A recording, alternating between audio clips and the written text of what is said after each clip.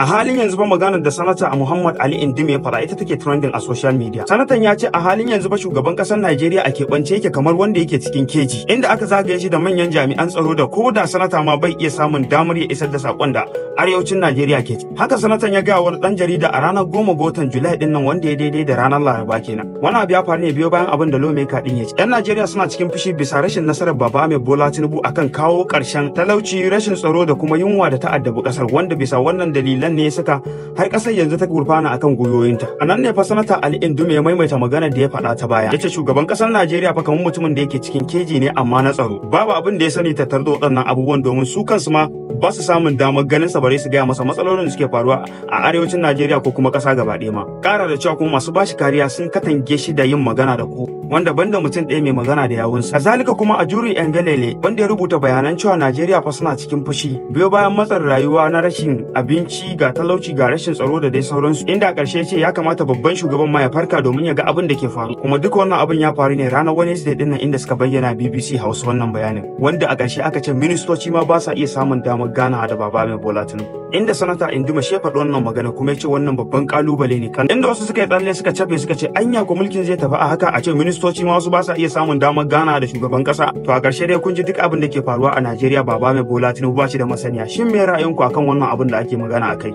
Allah ya mana mawafaka. Kada ku manta da application din Hamdala Data, yana nan a Play Store, za ku iya zuwa ku downloading ku ci gaba da siyan data.